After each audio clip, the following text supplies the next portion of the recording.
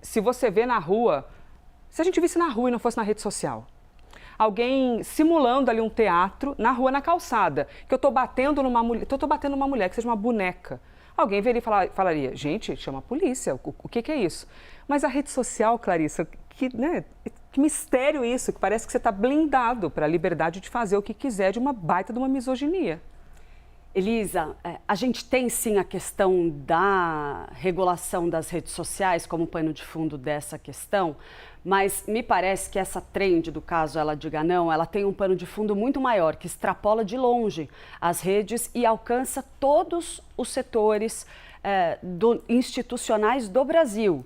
A gente tem que observar que o que está em discussão aqui é a normalização da misoginia. Claro, tem sim um componente que a gente precisa levar em consideração de regulamentação do que pode e o que não pode nas redes sociais, mas a gente precisa se perguntar também o que pode ou o que não pode no mundo real, porque existe um debate de fundo sobre a necessidade de se criminalizar a misoginia, estabelecer nas nossas leis, nas nossas regras, que você incitar a violência contra uma mulher ou simplesmente diminuir e trazer esse componente de violência para a discussão, mesmo que seja numa brincadeira, se ele deve ou não deve ser punido criminalmente. Esse debate, ele apareceu com muita força recentemente, diante do aumento brutal dos casos de feminicídios.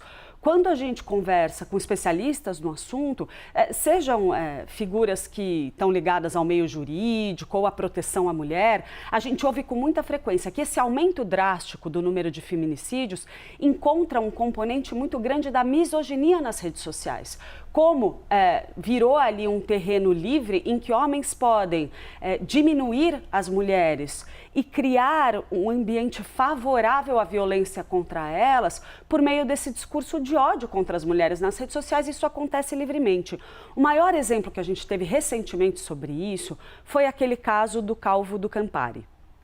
Um homem que passou anos, meses, sei lá quanto tempo, muito tempo, mobilizando as redes sociais, adotando um discurso que diminui a mulher, que traz a questão da superioridade do homem sobre a mulher. Não é só um cara falando bobagem, essa que é a questão. Não é, quando alguém fala uma bobagem nas redes sociais com esse perfil do Calvo do Campari, não é um cara qualquer que está falando uma bobagem.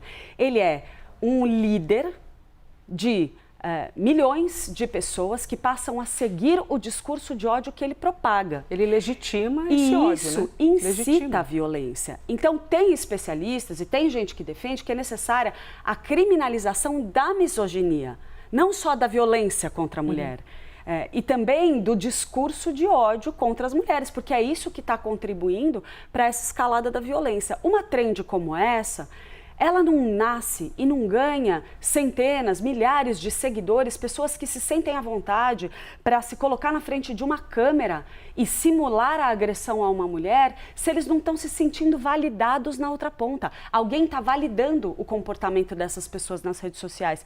E aí a gente pega exemplos de influenciadores que estimulam esse discurso de superioridade masculina, de que a mulher é feita para servir, a mulher está lá para atender a todas as demandas, inclusive um pedido de casamento. Então, se o cara pediu ela em casamento, ela tem a obrigação de aceitar, afinal de contas, a mulher está lá para servir o homem. É isso que está por trás da propagação desse tipo de comportamento. Então, você tem sim a necessidade de uma discussão não só da responsabilização das redes, mas da responsabilização de quem estimula esse tipo de comportamento.